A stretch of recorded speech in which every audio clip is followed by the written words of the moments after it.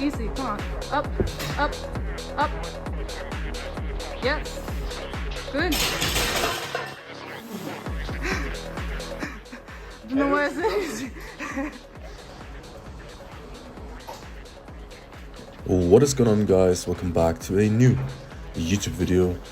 And as you can see, we are still in England. We went after last week's event of Sheffield.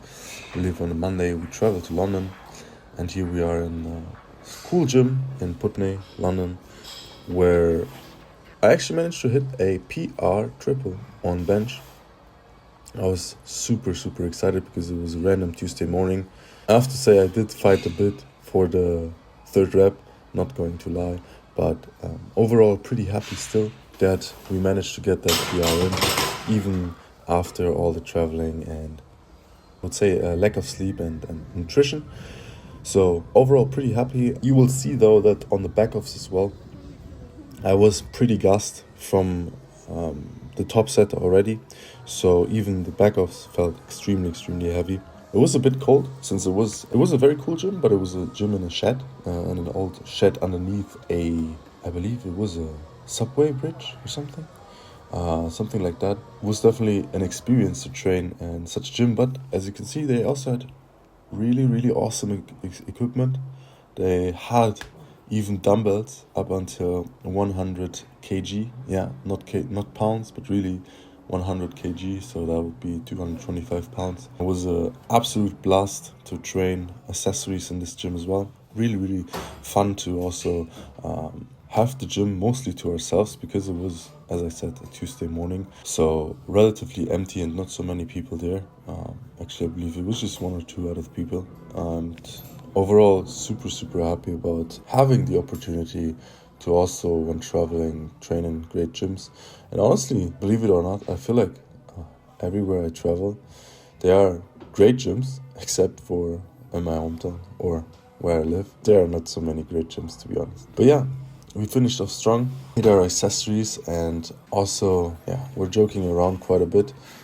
My girlfriend was also dying on her sets on the machine. They had pretty cool machines. I believe they were older machines, but usually the older machines, they are better than the new ones. I think they were Medex machines.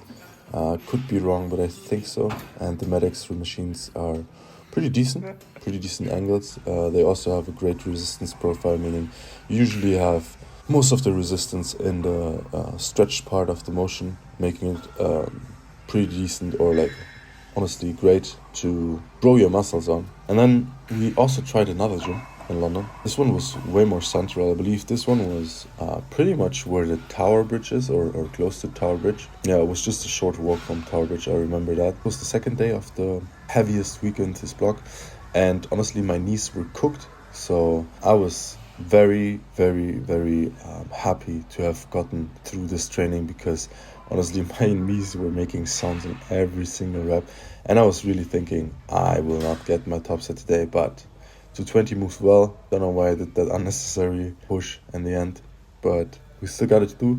Pretty happy with that, especially as I said before, I think I was averaging around 18,000 steps per day during this short trip. And so my knees, which do not take a lot of walking, especially on the hard asphalt of London, they were pretty beaten up, and I was very happy to have gotten through this training with still being able to walk. We ended up the training with some light back-offs and also secondary deadlifts, because obviously on my primary squat day I do not train primary deadlifts as well. Instead, we usually do pause deadlifts.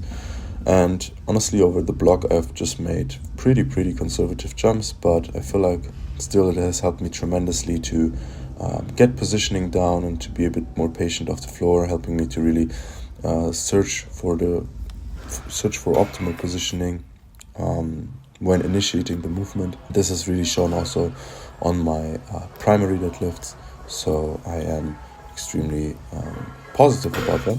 I have to say though, environment or the atmospheres in these gyms were pretty awesome. Putney had more of or physical culture had more of a hardcore old school vibe, whereas this one was more of this is a great former manufacturing facility. They did a great job in putting all kinds of powerlifting equipment there, but they also had CrossFit stuff, weightlifting bars and platforms. They also had tons of cool machines. So it was a very well-rounded gym, something you rarely find.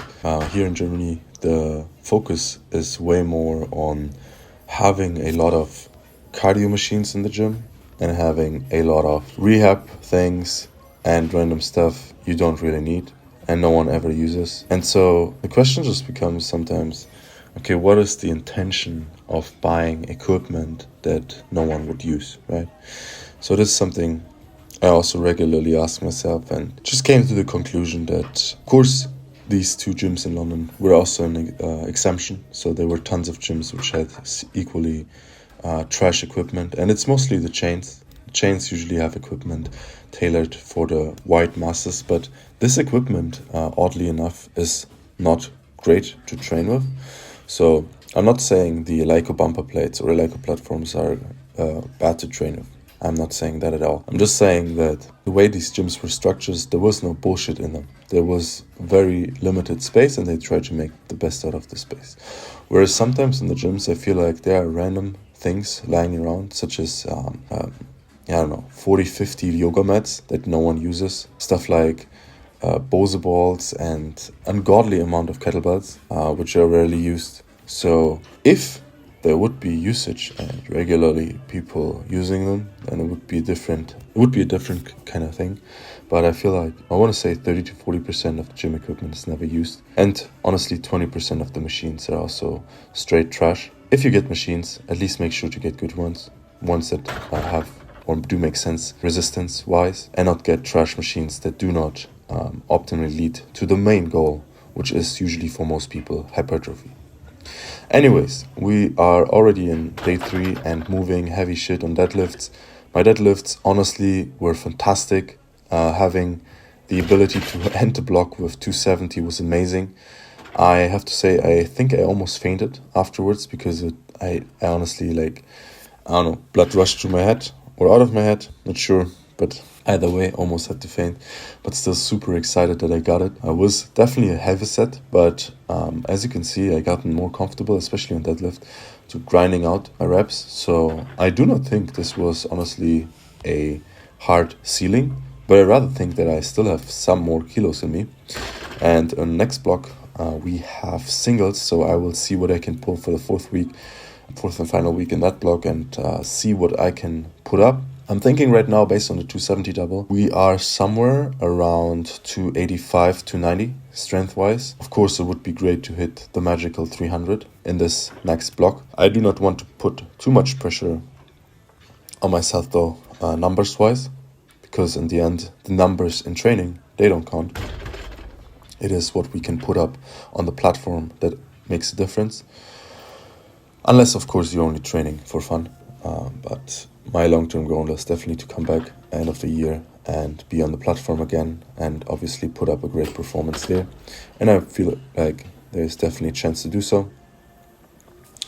The back-offs also were pretty smooth. I had no problem whatsoever in finishing this workout. This was way better because I believe we came back from England on Thursday and I just used the Friday and Saturday to basically do nothing, recover, eat, clean my home. That was it, and that really paid off, or was shown on the deadlifts on that day, because I was pretty rested, and also power-wise, I even had enough power to finish my accessory strong. And by the way, I have mentioned it a couple months ago, and I will still mention it again.